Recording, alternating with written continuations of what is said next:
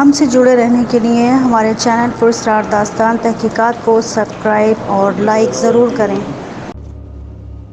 بسم اللہ الرحمن الرحیم۔ السلام علیکم دوستو، پروگرام پر اسٹار داستان تحقیقات میں آپ کو خوش آمدید کہتے ہیں۔ ہم دعا گو ہیں کہ اللہ پاک آپ کو خوش و خرم رکھے، شاد و آباد رکھے، آمین۔ دوستو، کبھی کبھار ہماری خود کی زندگی اتنی پراسرار ہو جاتی ہے کہ ہمیں اپنے آپ سے ہی خوف آنے لگتا ہے۔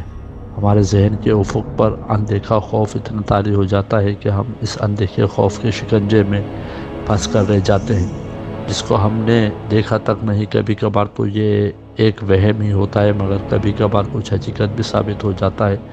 وہ اندیکھا خوف جنات کی شرارتیں ہوتی ہیں، یا خود جنات ہمارے وجود میں داخل ہو کر ہمیں طرح طرح کی اذیتیں دیتے ہیں۔ ایسی ہی ایک داستان آپ کی سماعتوں کی نظر کر رہے ہیں۔ ہمیں موصول ہونے والی ایک ای میل کا مفہوم کچھ اس طرح سے ہے کہ کراچی کے علاقے نازم آباد سے ہمارے ایک بھائی جن کا نام جنید ہے، ان کا کہنا ہے کہ ہماری بہن کی شادی کے دن قریب تھے، مقررہ تاریخ پر شادی کی تیاریاں شروع ہو گئیں۔ میری بہن، جس کا نام شگفتہ تھا، یہ بہن ہمارے گھر میں سب سے چھوٹی تھی اور خوبصورت بھی بہت تھی۔ رنگ دودھ کی مانند تھا، بال لمبے گھنے اور سیاہ تھے۔ صحت مند ہونے کے باعث گھر میں سب سے بڑی نظر آتی تھی۔ سب کی شادیاں ہو چکی تھیں، یہ ایک آخری بہن تھی جس کی شادی بھی قریب تھی۔ البتہ شادی کی پہلی رسم شروع ہوتے ہی اس کی طبیعت خراب ہو گئی۔ گھر والے سمجھے کہ شاید شادی کی ٹینشن لے لی، جیسا کہ اکثر ہوتا ہے کہ جب لڑکی کی شادی قریب آتی ہے تو وہ تھوڑی بہت ٹینشن لے لیتی ہے اور طبیعت بھی خراب ہو جاتی ہے۔ اسی طرح میری بہن کے اچانک سر میں درد ہوا اور پورا جسم بھاری ہو گیا۔ آہستہ آہستہ اس کے سر کا درد بڑھنے لگا اور وہ درد اتنی شدت اختیار کر گیا کہ وہ دیواروں میں ٹکریں مارنے لگی۔ تو میں اس کو ڈاکٹر کے پاس لے گیا۔ ابھی میں کلینک میں داخل ہی ہوا تھا کہ ایک شخص ایسا بھی تھا جو خود اپنی دوائی لینے آیا ہوا تھا۔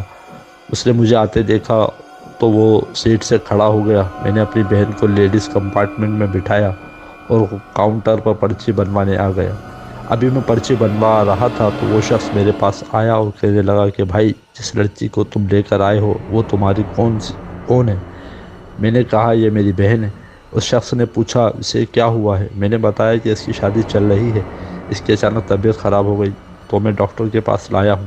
اس شخص نے مجھ سے کہا کہ بھائی، اس کی طبیعت ٹھیک ہے، خراب نہیں ہے، تم اس کو واپس گھر لے کر جاؤ۔ اس شخص کی یہ بات سن کر مجھے بڑا عجیب لگا، مگر اس شخص نے مجھ سے دوبارہ یہی بات بولی اور یہ بھی کہا کہ تمہاری بہن کے سر میں جو درد ہے وہ کوئی عام درد نہیں، تمہاری بہن جنات کے شکنجے میں ہے اور وہ جنات تمہاری بہن کو جان سے تو مار دیں گے مگر کسی اور کے ساتھ اس کی شادی نہیں ہونے دیں گے۔ جنید کو یہ ساری باتیں بڑی عجیب سی لگی، مگر کچھ یقین بھی ہو رہا تھا۔ جنید نے اس شخص سے کہا کہ میرے گھر والے اس بات پر یقین نہیں کریں گے، میں دوائی لے کر اسے گھر ہی لے کر جاؤں گا۔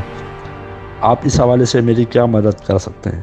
اس شخص نے کہا کہ میں تمہارے ساتھ تمہارے گھر چلتا ہوں اور گھر والوں سے بات کرتا ہوں۔ فی الحال ہم دوائی لے کر اپنے گھر کے لیے روانہ ہو گئے۔ ہمارے بھائی جنید کا کہنا ہے کہ جب گھر پہنچے تو میں نے اپنی بہن کو ایک کمرے میں لٹا دیا اور اس شخص کو لے کر دوسرے کمرے میں بیٹھ گیا۔ اتنے میں تمام گھر والے بھی آ گئے۔ اس شخص نے بڑی سمجھداری کے ساتھ گھر والوں کو اس بات پر راضی کیا۔ اس کے بعد اس لڑکی کے کمرے میں گئے جہاں میری بہن لیٹی ہوئی تھی۔ وہ شخص بیڈ کے ساتھ ایک کرسی پر بیٹھ گیا اور میری بہن کا ہاتھ پکڑ کر کچھ پڑھنے لگا۔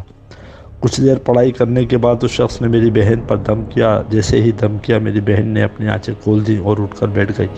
اس وقت میری بہن کی آنکھیں سرخ انگارہ جیسی ہو رہی تھیں۔ میری بہن مرد کی آواز میں بات کر رہی تھی۔ اب میری بہن اور اس شخص کے درمیان جو باتیں ہوئیں وہ ملاحظہ فرمائیں۔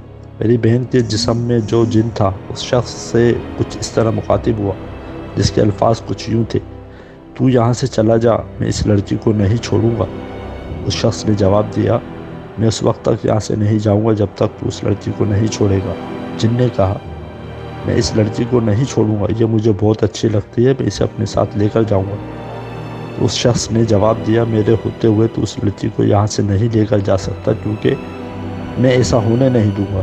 وہ جن یہ بات سن کر اور زیادہ غصے میں آ گیا اور بیڈ پر اچھل کود کرنے لگا، پھر اچانک خاموشی سے بیڈ پر لیٹ گیا۔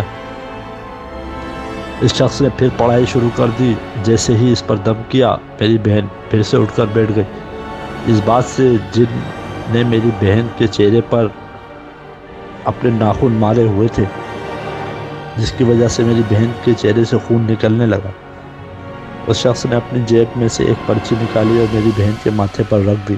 جیسے ہی پرچی ماتھے پر رکھی، میری بہن زور زور سے چیخنے لگی۔ دراصل وہ چیخ میری بہن کی نہیں بلکہ اس جن کی تھی جو میری بہن کے وجود میں داخل ہوا تھا۔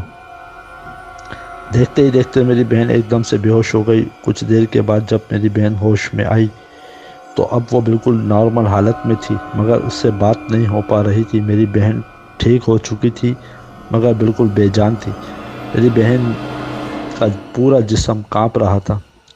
پھر اس شخص نے میرے گھر والوں سے میری بہن کے متعلق معلومات کی تو گھر والوں نے بتایا کہ یہ ہماری بیٹی ویسے تو زیادہ تر گھر میں ہی رہتی ہے، مگر ایک عمل اس کا ایسا تھا جس کو دیکھ کر ہم بھی اس کو منع کرتے تھے۔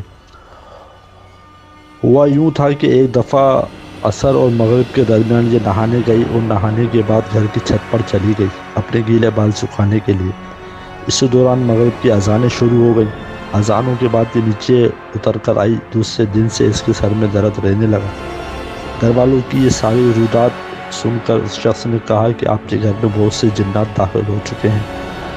ایک جن آپ کی لڑکی کا عاشق ہو گیا تھا، اسے تو میں نے بھگا دیا، مگر ابھی بھی بہت سی مخلوق آپ کے گھر میں موجود ہیں۔